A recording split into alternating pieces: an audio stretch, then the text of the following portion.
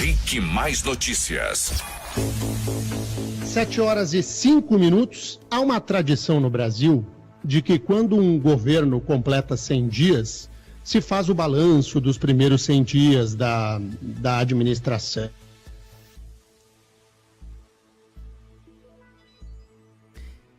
E justamente em relação a esses 100 dias, o Daniel Couto estava trazendo aí a informação a respeito de outros 100 dias que não fazem parte de nenhuma gestão de governo, e sim da prisão do ex-presidente Lula.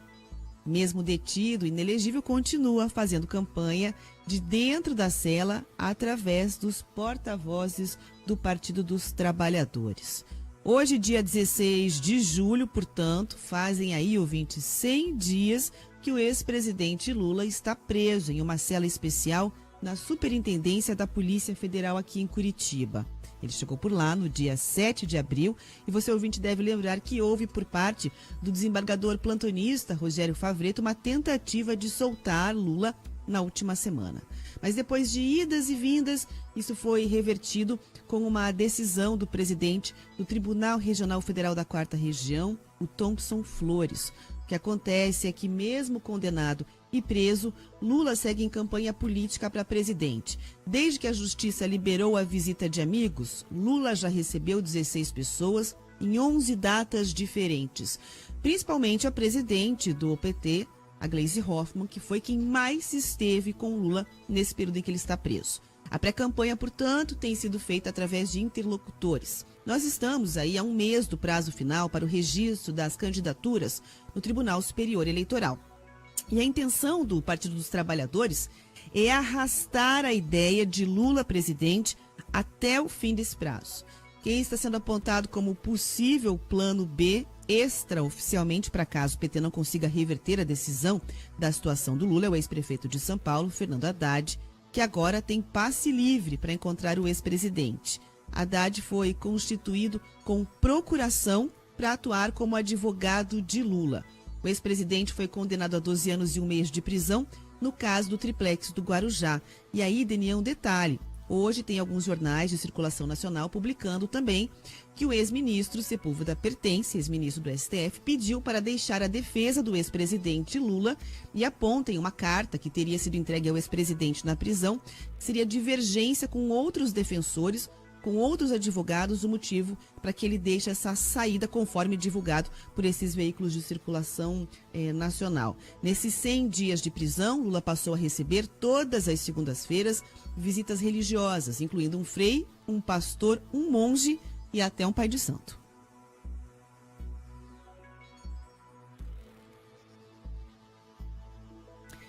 Tá aí, portanto, Denian? A gente vai restabelecer a Conexão Brasil-Itália com o Daniel Couto, que já vem comentar esse assunto. Eu lembro que você, ouvinte, pode mandar a sua participação através da nossa live do Facebook, também através do nosso WhatsApp. Portanto, tá aí. Primeira notícia que a gente traz nessa manhã de segunda-feira, 16 de julho, 100 dias que o ex-presidente Lula está preso em uma cela especial na Superintendência da Polícia Federal aqui em Curitiba. A gente restabelece contato com o Daniel Couto. Daniel? Oi, Rafa, você me ouve bem? Escuto bem. Então tá bom. Bom, essa questão do ex-presidente Luiz Inácio Lula da Silva é uma questão que até cansa. Hoje, segunda-feira, a gente abre a semana reiterando um tema da própria irresponsabilidade do Partido dos Trabalhadores. Convenhamos, em qualquer país minimamente honesto e democrático no mundo, dá para se imaginar que um político condenado em segunda instância pelo crime de corrupção, somada à lavagem de dinheiro, pudesse postular a indicação à presidência da República? É evidente que não. Um partido político decente jamais daria legenda para um político com a ficha suja. Pois no Brasil, o PT tratou de passar um pano e mudar a própria lógica do processo. Não é possível. Nós temos um político condenado que está na cadeia por ser corrupto, condenado em segunda instância, com o início do cumprimento da pena, E o PT sabe que ele está inelegível, que a lei da ficha limpa não permite a Lula disputar a eleição, mas ainda assim insiste em vender à opinião pública de que a candidatura de Luiz Inácio Lula da Silva é possível.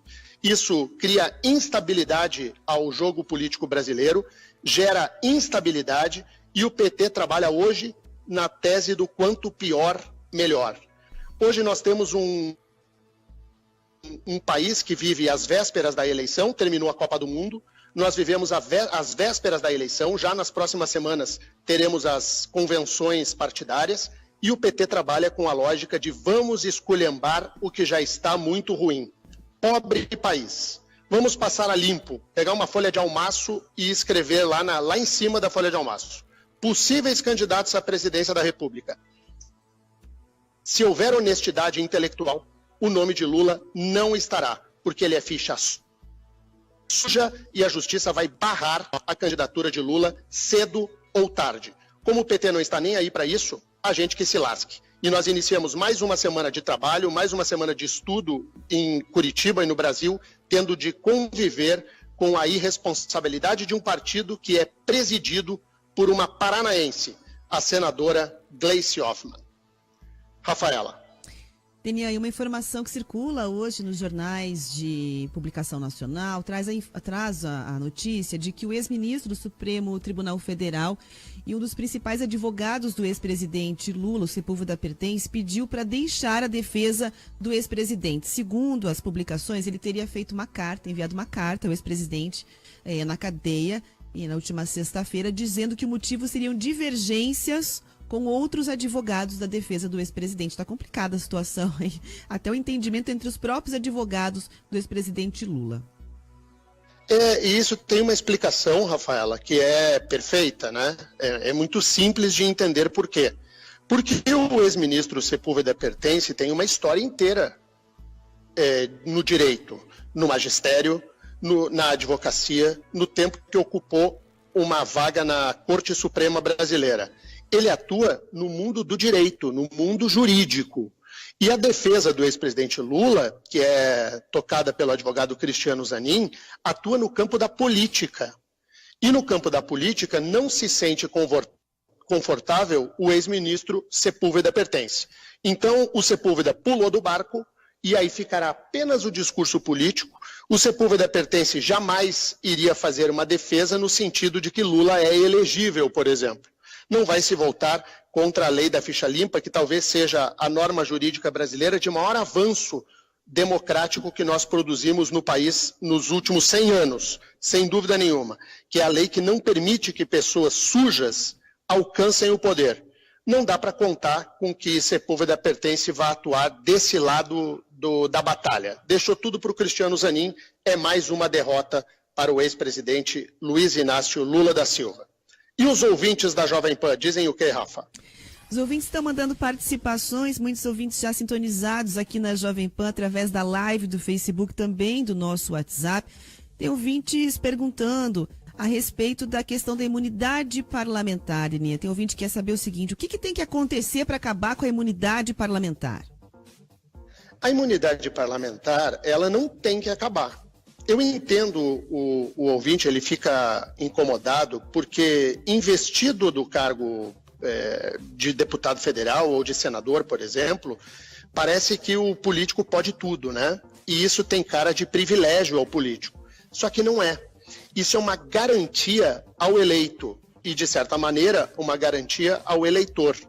O político precisa ter imunidade para que, no exercício da sua função, ele não fique intimidado por nenhum tipo de pressão externa e que faça com que ele cale a boca, por exemplo. A imunidade parlamentar material, ela vale para as palavras, para os atos e para os votos dos políticos. Então, a imunidade que tem cara de privilégio, ela não é um privilégio, ela é uma garantia da própria democracia. No Brasil, como se distorce tudo, nós temos por confundir a imunidade com certo privilégio. E aí hoje, políticos irresponsáveis se utilizam do direito que têm de falar aquilo que quiserem e têm vontade de externar, e isso acaba atrapalhando a própria formação da notícia milícia, né? Se trabalha com fake news, se faz o que quer. Mas é melhor um Estado livre com a opinião das pessoas, ainda que irresponsáveis, do que um político com uma venda nos olhos ou com uma mordaça para que não possa falar aquilo que quiser. Eu compreendo a incomodação do ouvinte, mas vou me posicionar do lado contrário. Viva a imunidade parlamentar e que nós saibamos votar melhor e tirar esses irresponsáveis do poder do que acabar com uma garantia que é da própria democracia.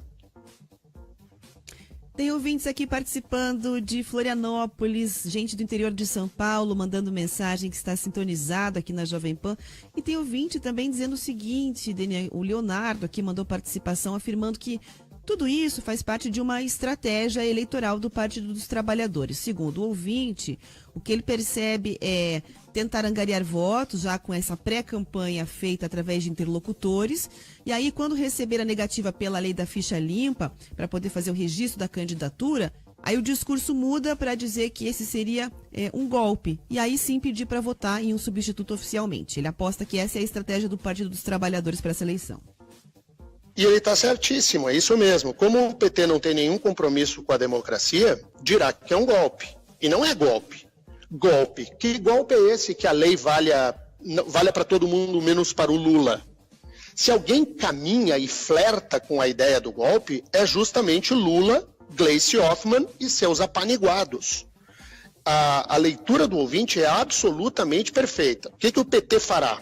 O PT lançará Lula à presidência da República nos próximos dias, vai registrar a candidatura no começo de agosto, cedo ou tarde a Justiça Eleitoral vai indeferir a candidatura, e aí o PT dirá que o indeferimento da candidatura é mais um golpe para impedir que o Lula alcance o poder, vai todo aquele mimimi, todo blá blá blá, para depois pedir o voto no Fernando Haddad ou na candidatura à esquerda, que será a do Ciro Gomes. Então está tudo construído nesse sentido. A leitura do nosso ouvinte, os nossos ouvintes são muito inteligentes, ela é absolutamente perfeita. É isso aí mesmo, sem tirar nem pôr. Tem ouvinte perguntando também sobre foro privilegiado, mas a gente vai mandando pergunta a respeito dessa questão para esclarecer dúvidas. É o caso do Fabiano aqui, por exemplo, está comentando. Para complementar, acho que a pergunta do ouvinte era sobre o foro privilegiado, ele quer saber aqui. Pois é, a dúvida do Fabiano, do nosso ouvinte, com o foro privilegiado, é aquela certeza que nós temos de que só há a efetividade da lei penal verdadeiramente quando não há o foro privilegiado, chamado foro privilegiado, que é um foro por prerrogativa de função. Quem ocupa função parlamentar, por exemplo, ou tem função no executivo, quem tem direito a um foro especial, esse não vê a lei penal pegar. Só vê a lei penal pegar quem está junto com o cidadão comum, na primeira instância. Só há pessoas presas na Lava Jato porque tiveram prisão determinada pelo juiz da primeira instância e pelo segundo grau lá em Porto Alegre. Porque quem depende do Supremo Tribunal Federal, ou quem está debaixo do guarda-chuva do STF, por exemplo, goza da mais absoluta tranquilidade e de toda a liberdade possível. É bom que a gente perceba que estiveram presos e estão em prisão domiciliar, muitos deles, os maiores empresários do país, os maiores empreiteiros do país. O ex-presidente da Câmara dos Deputados, o PT quer fazer que a sociedade acredite que a Lava Jato é contra o Lula. Só que não é verdade. Um dos principais inimigos do PT, o ex-presidente da Câmara dos Deputados, Eduardo Cunha, está preso há um tempão. Está na cadeia, em Pinhais, na região metropolitana de Curitiba. Então, só há efetividade da lei penal com a primeira instância e com o segundo grau. Quem tem foro privilegiado, aí o trem não pega. Então, a preocupação do nosso ouvinte também é correta nesse sentido. Mais um ouvinte e vamos para o intervalo. Rafa.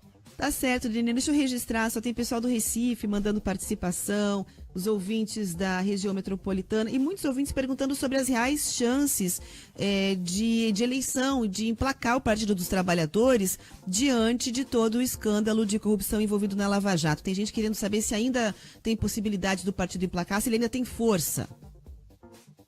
Eu não acredito em vitória do PT na próxima eleição. O eleitor brasileiro não vai cair nesta esparrela novamente.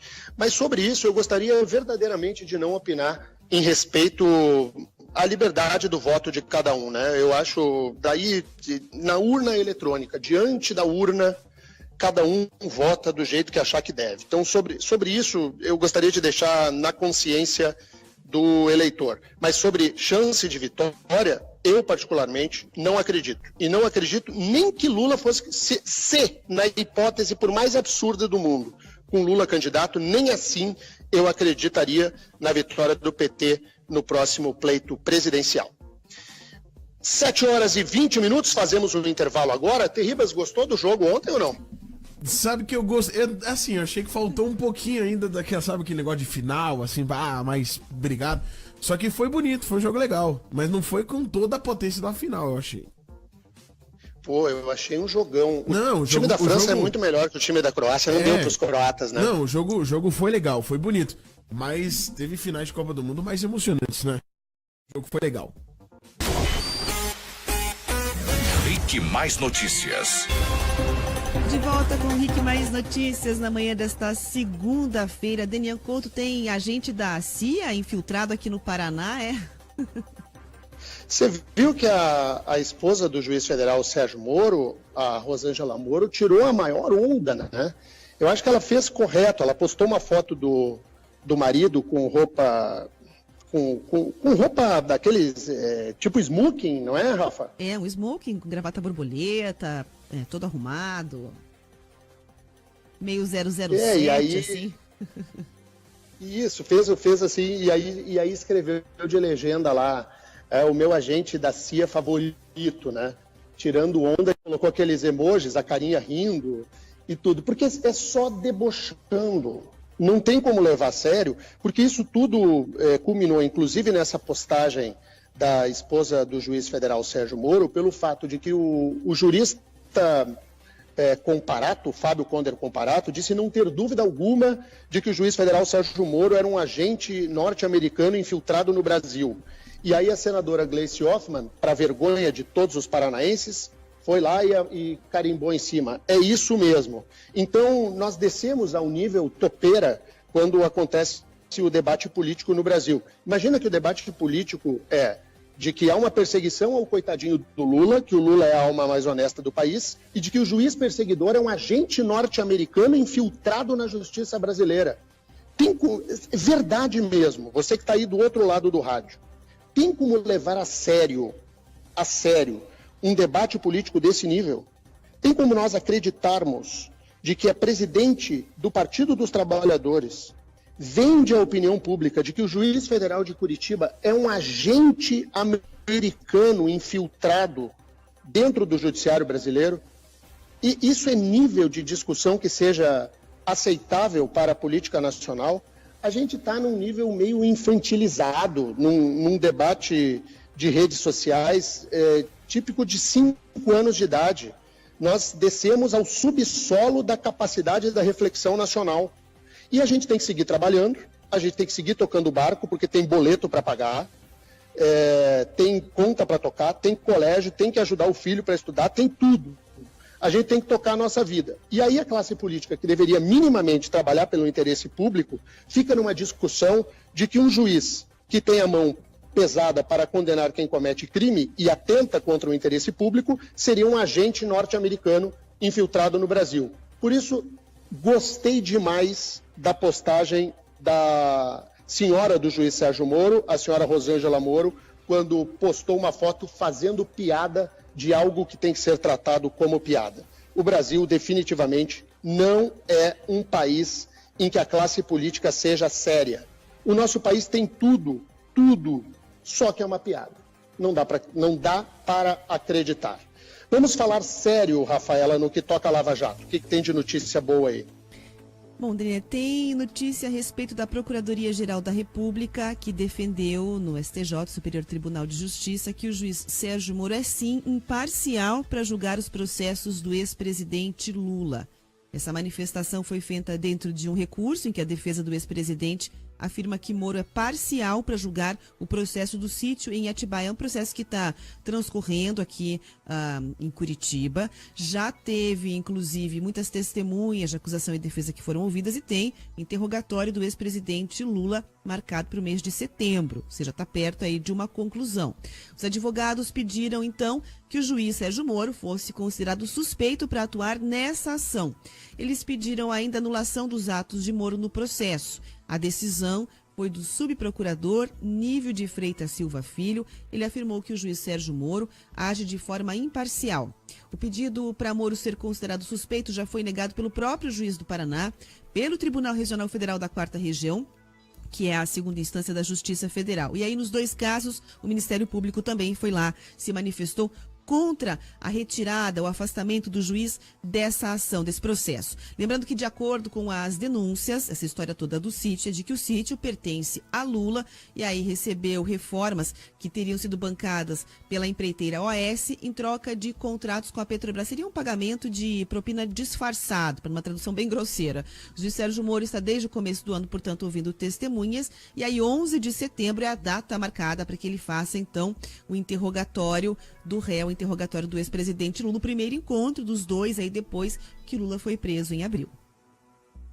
Pois é, e aí essa questão aí do juiz Sérgio Moro ser parcial aos olhos do PT, também faz parte dessa narrativa de como o Partido dos Trabalhadores constrói a tentativa de sobrevivência político-eleitoral. Na verdade, você carimba no juiz a questão do inimigo, que persegue o coitadinho, e aí vai embora. E aí fica empreendendo, atravessa petições no judiciário para tentar atrapalhar o que já se sabe que não vai dar certo. O PT sabe que o juiz Sérgio Moro é imparcial, só que atua nesse sentido para criar notícia. Em cima da notícia você faz toda a onda, todo o discurso da política. Então você usa do judiciário para fazer política, que é o que hoje faz o Partido dos Trabalhadores, e foi aquilo que o Sepúlveda Pertence, então advogado de Lula, ex-ministro da Suprema Corte, não aguentou mais e pediu para sair. Deixou de ser procurador de Luiz Inácio Lula da Silva e Lula agora tem a defesa apenas do Cristiano Zanin. Lula não precisa mais de um advogado. Lula precisa de algum militante para fazer política, e que é o que o Cristiano Zanin faz com enorme talento.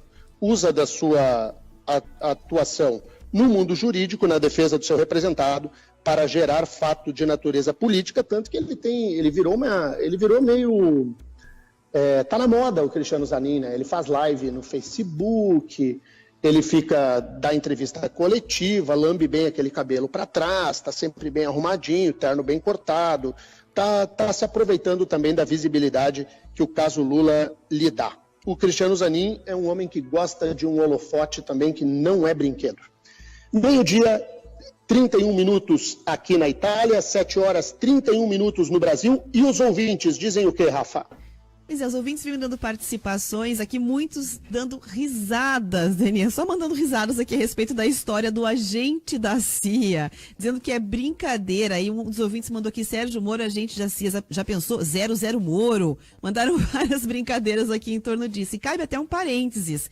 Essa não é a primeira vez que a mulher do Sérgio Moro, a Rosângela Moro, se manifestou de forma irônica a respeito dessas teorias da conspiração. Ela já chegou a fazer um post lá dizendo que o Sérgio Moro tem um chip e tem poderes de abdução, escrevendo cuidado com ele para responder essas teorias da conspiração aí.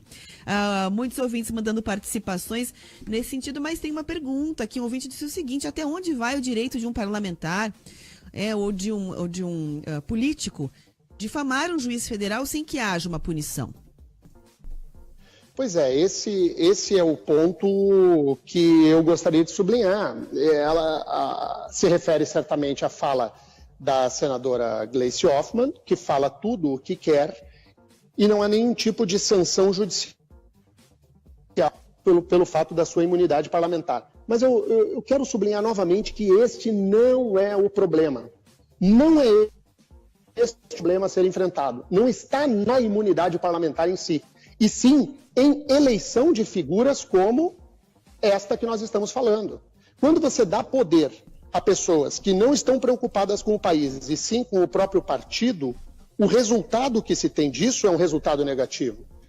Então, não me parece que o problema seja o instituto da imunidade parlamentar, e sim daquele parlamentar que efetivamente seja eleito. O aprendizado democrático, ele se se dá com o voto e com as garantias plenas para o exercício da função. Se nós passarmos a entender que temos que criar uma espécie de filtro daquilo que o político pode falar e daquilo que ele não pode falar, nós teremos a nossa democracia fortemente atingida. Viva a imunidade parlamentar, ainda que o resultado da imunidade parlamentar seja uma fala que não nos interesse. Mas não há democracia sem a classe política sendo livre para dizer exatamente aquilo que quiser. O que mais, Rafa?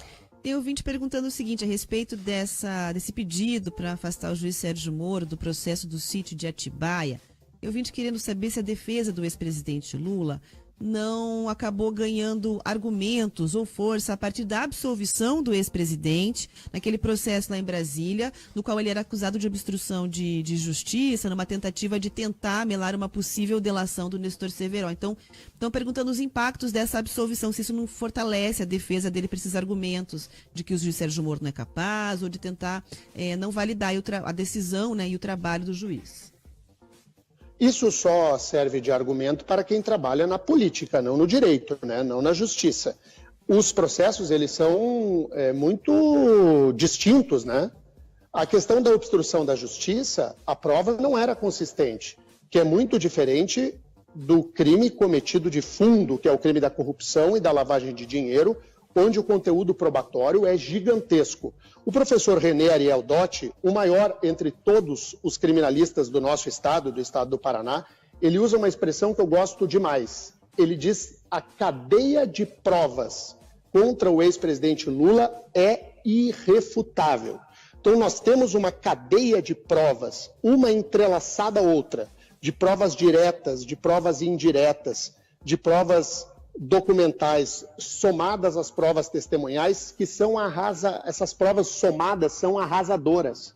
Não há condição alguma de uma pessoa que lê o processo aceitar a tese de um Lula perseguido. Eu sempre costumo dizer que a militância que defende Lula é cega ao ponto de não tomar o processo e ler o processo. Porque a leitura do processo, ainda que seja uma leitura superficial, ela é mais do que suficiente para se perceber o tamanho do envolvimento criminoso que se deu contra o ex-presidente da República. Eu lamento esse fato demais, porque eu e muitos brasileiros acreditamos que Lula poderia ser o político diferente.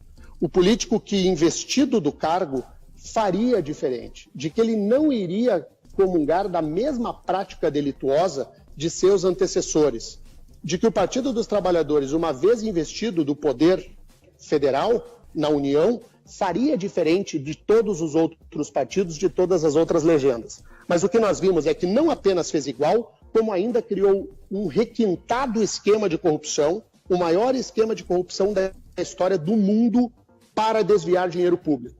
Então, a culpa definitivamente não é do juiz federal Sérgio Moro, não é do Ministério Público, não é da Polícia Federal, e não é da imprensa, e não é da sociedade. A culpa é de quem, investido do poder, mete a mão no dinheiro público. E o ladrão do dinheiro público tem que ir para a cadeia, que é onde o Lula está. Então, essa discussão pueril de tentar transformar Lula num herói só funciona bem numa militância cega, seja de paixão, ou seja por estar envolvido no mesmo esquema. Fora disso, nem dá para aceitar. Tênia, tem ouvintes aqui levantando uma discussão bastante interessante, falando sobre a Copa. A gente está conversando sobre casos de corrupção, sobre investigação de desvio de dinheiro público. E aí o Eduardo mandou o seguinte: olha, a notícia que está bombando depois da Copa é sobre a presidente da Croácia, que fez a viagem pagando do próprio bolso, num voo comercial, já avisou que vai descontar os salários dias não trabalhados, foi torcer uniformizada, né, no meio da plateia, está fazendo da torcida e tudo mais, e com muita humildade está fazendo bastante sucesso. Ele colocou, mas eu não acho que isso é mais do que obrigação, não. Porém, está todo mundo colocando aí uau para a presidente da Croácia. Eu acho que não é mais do que obrigação. Queria que vocês comentassem, colocou aqui o Eduardo. Pois é, mas veja, Rafa, a gente está tão acostumado com comportamentos políticos diferentes do que fez a presidente da Croácia, que o ato da presidente da Croácia nos salta aos olhos como uma coisa boa. Se todo mundo fizesse o que a presidente da Croácia fez, aí de fato a gente poderia entender como uma obrigação. Mas nós estamos tão acostumados a esse tipo de conduta. Eu vou citar apenas o presidente atual e a presidente que saiu. Nem vou entrar no governo Lula e no Fernando Henrique. Vou citar apenas o Temer e a Dilma Rousseff. Os dois fizeram viagens ao exterior como presidentes. Levaram comitivas gigantescas e se hospedaram em suítes luxuosíssimas em hotéis no exterior, pagando uma fortuna aos cofres públicos brasileiros. Eu lembro que a ex-presidente Dilma, numa viagem que fez a Nova York, se hospedou na suíte presidencial de um dos mais caros hotéis do planeta. Me diz com que necessidade? Por que nós temos que ter esse pensamento imperial de quem ocupa o poder? Então eu gostei muito da conduta da presidente da Croácia, e sem falar que ela é uma simpatia, né? Ela abraçou jogador por jogador, abraçou os franceses, ela estava lá distribuindo sorrisos e alegria. E do lado do Putin, que é um mal-humorado, né, o presidente russo, e o representante do Estado francês também estava estava faceiro lá com a vitória da seleção. Mas eu adorei aquela presidente da Croácia. Você não gostou, Rafa? Eu gostei bastante, achei ela uma simpatia, inclusive para cumprimentar os jogadores depois da final, na torcida, e até ali no momento da chuva, quando começou a chover no finalzinho, todo mundo viu que o segurança foi imediatamente no Putin e botou o guarda-chuva, e ela e o presidente Macron ficaram ali felizes, sorridentes, quebraram o protocolo, abraçaram os jogadores, beijaram a taça, aproveitaram aquele momento que chefe de Estado pode colocar a mão na taça ali. Achei muito simpática e, claro, totalmente correta a postura dela de descontar os dias não trabalhados, e admirável não usar as regalias de um chefe de Estado, viajar em voo comercial pagando a passagem para a Rússia. Sem dúvida. Pois é algo tão simples, né? Nos parece nós, cidadãos comuns. Não te parece, Terribas, que deveria ser desse jeito mesmo? Se o presidente do país vai lá ver uma final de Copa do Mundo, de que ele pague do bolso dele? Ou você acha que a sociedade tem que pagar pelo deslocamento do presidente? Mas é claro, não, quem tem que pagar é o cara. Se ele vai a passeio, se ele vai pra curtir, o cara tem que pagar. Isso é fato. Não teve o prefeito do... simples, né? Não teve o prefeito de uma cidade do Rio de Janeiro, que agora foi a cidade pegando fogo, um monte de problema acontecendo, e aí ele foi lá e foi flagrado pela TV. Viram ele através da TV lá na torcida, no meio do jogo. É um absurdo.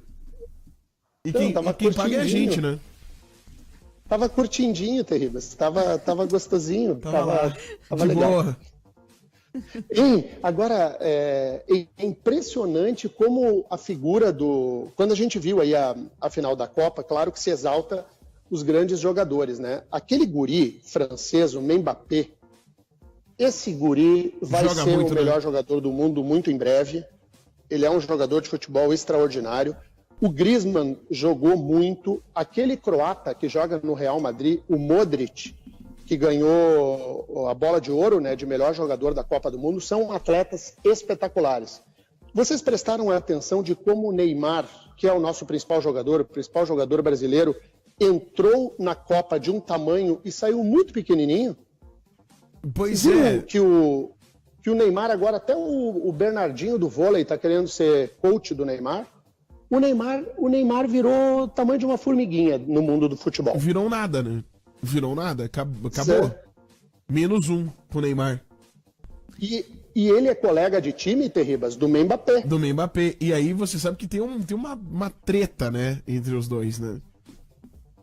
O Neymar com o Mbappé? Sim, eles têm uma treta ali entre os dois. Esse Neymar é um treteiro também, porque ele arrumou uma treta com o Cavani, que é centroavante do Paris Saint-Germain, que é o mesmo time que joga o Neymar. Sim. O Mbappé, o Neymar e o Cavani jogam no Paris Saint-Germain, os três. E o Neymar também arrumou uma treta com o Cavani. Então o Neymar arrumou treta com todo mundo, é isso, né? Tá no caminho certo. Tá no caminho certo. Esse aí é o caminho que tem que fazer mesmo. Pra voltar pra casa. O Neymar tá ótimo, né? Não, pra voltar pra casa esse é o caminho certo. Daqui a pouco vai terminar jogando no 15 de Piracicaba. É o que vai sobrar pra ele. Nada contra o 15 de Piracicaba. Não pega no pé do 15. Sabe que eu vi no Twitter um vídeo sensacional. Tem um vídeo de 1998, de quando a França foi campeã do mundo a primeira vez.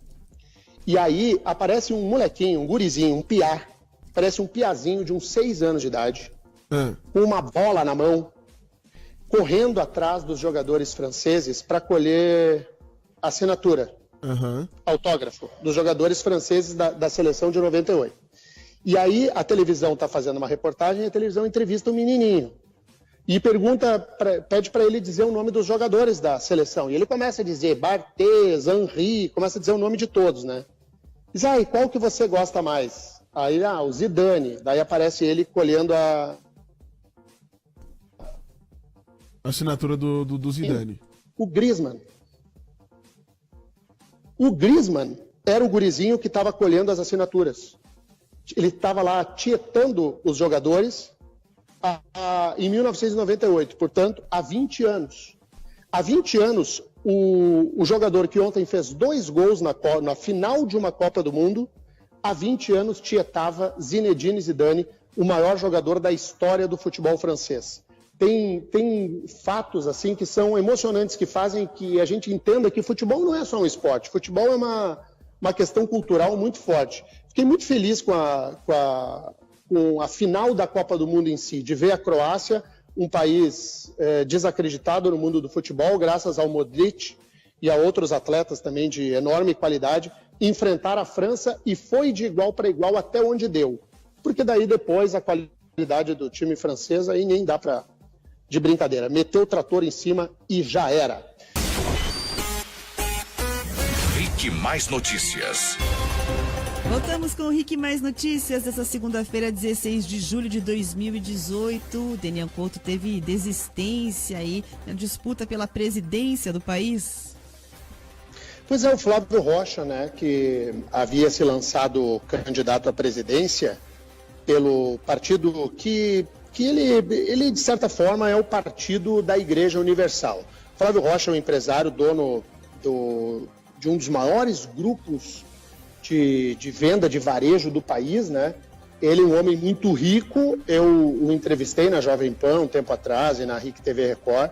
Flávio Rocha é um homem de direita que tentou vender que ele era liberal na economia e conservador nos costumes, tentou figurar como um possível candidato à presidência da República, mas ele não decolou nas pesquisas, não saiu do 1 ponto percentual, e aí ele pensou, bom, vou torrar o meu dinheiro nessa? Não vou.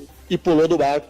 Flávio Rocha é a primeira desistência formal da disputa à presidência da República. Já havia caído fora antes o ex-ministro do Supremo Tribunal Federal, o ex-ministro Joaquim Barbosa, também não aguentou o tranco. Resta saber quais deles chegarão vivos até o período das convenções. É bom a gente lembrar que as convenções partidárias, elas iniciam agora no dia 20 de julho. Já começa o prazo para as convenções partidárias. Hoje, que dia é do mês, Rafa? Hoje é dia 16 de julho. 16, já começa aí no finzinho dessa semana, já é permitido já é permitida a realização das convenções partidárias, e aí, a partir daí, funciona tudo dentro do que manda o calendário eleitoral. Então, teremos aí o registro das candidaturas lá pelo dia 5 de agosto, e a partir de 5 de agosto a Justiça Eleitoral começa a se debruçar sobre aquele que tem ficha limpa e não tem ficha limpa para irem deferindo os registros das candidaturas. Teremos os próximos 20 dias de enorme tensão no mundo político brasileiro. 7h50. E os ouvintes da Jovem Pan? Os ouvintes estão participando aqui, Denia, muita gente comentando a Copa do Mundo, mas vou fazer um registro aqui de um ouvinte que fez um exercício da bola de cristal aqui, colocou a mensagem dizendo que se vocês acham que o Congresso vai mudar com as próximas eleições, vocês estão enganados. O Congresso vai continuar da mesma forma que está. Não podemos pensar assim, né? Eu concordo com ele. Mas eu concordo com ele, viu, Rafa? Eu acho que nós ainda não amadurecemos como eleitores de promover uma mudança mais profunda. Até porque o sistema eleitoral, do jeito que ele é construído, com o voto proporcional para deputado federal e deputado estadual e vereador, ele sempre vai trabalhar com o puxador de votos. O puxador de votos vai levar toda aquela catrefada que não vale nada junto, e nós vamos eleger sempre os mesmos. Então nós teremos a renovação aquela de sempre, 20%, 30% e não mais do que isso. A entrada de figuras efetivamente novas no mundo político será muito, muito pequena, nem perto de 50%.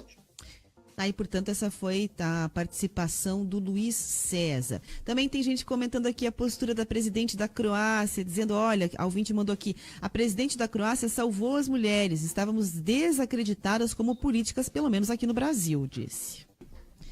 Tem mais... Pois é, ela foi muito bem, a presidente da Croácia. Eu gostei dessa presidente da Croácia, viu?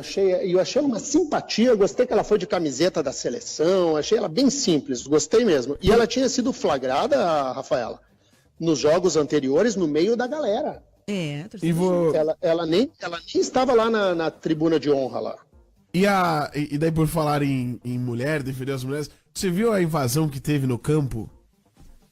Da banda punk? Vi. Pois é, foi rapidinho. O que dizia? Porque aqui na transmissão da televisão na Europa, não sei como é que foi no Brasil, eles não mostram o invasor. Não, aqui também não mostra. Eles... são as imagens da FIFA, né? O que o invasor dizia? Não, na verdade era um grupo, né, que acabou invadindo lá o gramado. E aí causou todo aquele... E lá é cadeia. É um grupo punk, depois assumiu a autoria nas redes sociais, um grupo punk feminista que invadiu para fazer uma manifestação contra o regime Putin. Não conseguiram, na verdade, fazer, só invadiram disfarçadas de policiais, foram presas em seguida e publicaram um manifesto com os motivos dos protestos contra o regime nas redes sociais, assumindo a autoria. Ah, muito bem. Então, era, na verdade, um movimento político contra o regime de Putin na Rússia. A Rússia tem, entre tantas características, uma que se parece demais com o Brasil. Um modelo corrupto do Estado gigante de um tamanho feito um paquiderme, em que metem a mão no dinheiro do povo russo. O modelo russo de flertar com a corrupção é muito conhecido, ele ainda carrega todo o ranço ideológico de anos e anos de comunismo. O que mais, Rafa?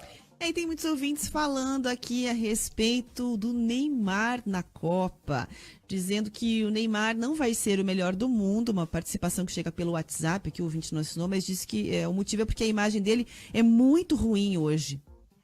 E colocou que essa imagem ruim não é de hoje ainda, complementou aqui. Se acabou, né? O Neymar acabou.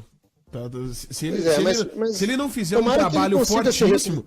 Se ele não fizer um trabalho fortíssimo Sim, né? e decente agora, não vai. Virou piada, né?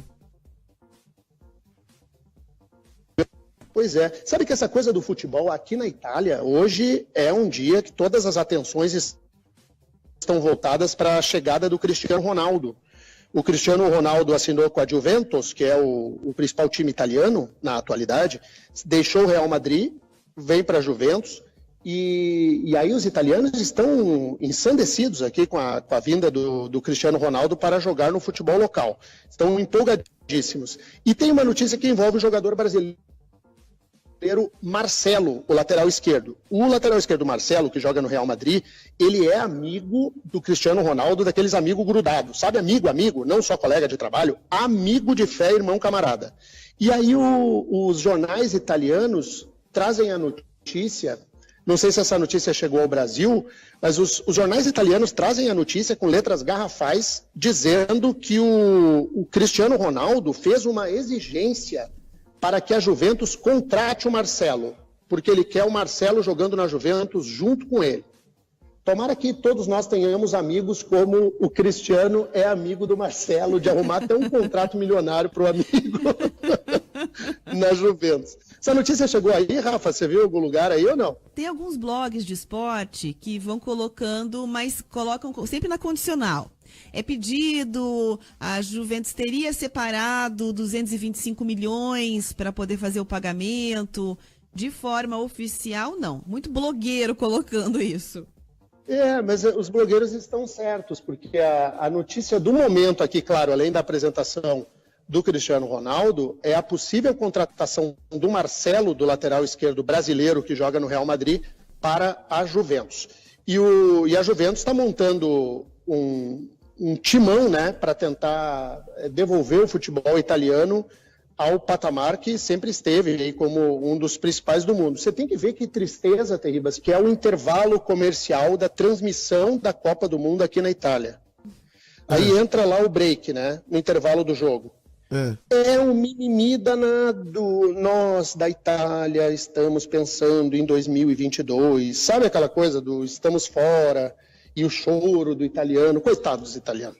Assistiram a Copa toda pela televisão. Teve um joguinho da Itália e aí estão acreditando que vão reconstruir o futebol. Só passaram vontade. Só passaram vontade. Tipo aquele programa que tinha aqui no SBT lá de gordinho emagrecendo, que eles sentiam só o cheiro da comida. Você lembra disso? Aquela... Nossa, era muito triste. Aquele programa era triste, né? Era o programa mais triste da TV brasileira. Ficavam os gordinhos lá pra tentar perder o peso, né? Aí, eu falo porque eu sou gordo, então eu posso falar. Não venha depois falar, o Ribas tá falando porque é bullying. Não, porque eu sou gordo. Aí o gordinho ficava lá e daí ele tinha que emagrecer, né? Aí os caras faziam assim, eles colocavam lá uma pilha de doce em cima da mesa, chocolate, bolo, um monte de coisa, assim, pizza e tal. Aí os gordinhos chegavam e só cheirava, só podia cheirar, assim, sabe? Nossa, meu, era muito triste. Eu sei o que eles passavam. É muito triste. E aí, é o que os italianos estão passando agora. Estão passando à vontade, exatamente isso. Ribas, no encerramento do jornal, quero deixar um forte abraço para um ouvinte nosso de todos os dias. Me mandou uma mensagem pelo Twitter, é o Nelsinho do Sindicato. Ah, o Nelsinho do Sindicato? Ele não foi isso, com você aí? Me mandou uma mensagem muito carinhosa no Twitter aqui. Ah, o Nelsinho é maravilhoso. Assim, cheio de amor. Aí eu escrevi para ele um coraçãozinho, sabe aquele coraçãozinho que tem lá nas figurinhas das mensagens pelo celular? Eu mandei um coraçãozinho que é todo quadriculadinho, assim, e ele ainda tem um laço amarelo amarrado. Mandei para ele, assim, ele ama o nosso jornal, tá, ele é maravilhoso. Tá mandando um abraço para você. Tem que vir aqui tomar um café com a gente. Sobrou até pra coitada da Rafaela Mourão, que não tem nada a ver com isso. Então tá, mas ó, antes é o seguinte, temos aqui o nosso parça, é assim que a gente fala, nosso parça Riva, tá chegando por aqui. Vamos falar com o Riva que hoje tem destaque. Manda ver. Fala, Terribas, bom dia para você, bom dia para Rafaela Moron, para o Daniel Couto também, que está conversando com a gente direto lá da Itália. Seguinte, hoje a partir do meio-dia tem balanço geral e é claro que eu, Guilherme Rivaroli, estou esperando todo mundo na tela da RIC TV Record. Você que vai lá no meio-dia para sua casa, em direção ao seu trabalho, seja para onde você estiver se deslocando, assim que você chegar na frente da televisão, para aqui na RIC TV Record para a gente conversar. Nós vamos falar sobre um jeito diferente de motivar as pessoas dentro das empresas, vamos bater um papo também sobre a doença do pé torto congênito. Isso acontece com muitas e muitas crianças e nós temos que prestar bastante atenção, principalmente na molecada. Vamos falar de novo que o fim de semana foi muito violento. Tivemos um caso de uma grávida que foi atropelada por um bandido em fuga. O bandido morreu, a grávida também, ela nada tinha a ver com isso. E mais jovens que morrem no trânsito. Uma garota de 16 anos de idade, um jovem perdeu o controle do carro, bateu em uma árvore e ela acabou morrendo. São todas essas notícias a partir do meio-dia, na tela da RIC TV Record, no Balanço Geral. Eu espero você e todo mundo balançar. Até lá. Boa, valeu, Riva. Fechou então, Denê. Vamos embora? Vamos embora. Voltamos amanhã com o nosso jornal em melhores condições de áudio, mas no fim foi, né, Tê? Não, no fim foi. Tá todo mundo aqui então tá tudo lindo. Tá tudo lindo. Aqui eu já dei uma olhada atravessada para um italiano aqui, ele já entendeu qual que era a minha reclamação aqui. Os italianos, eles são legais. São rápidos. Voltamos amanhã. Um beijo, Rafaela, um abração, Terribas. Falamos amanhã no nosso Super Jornal. Tchau, tchau.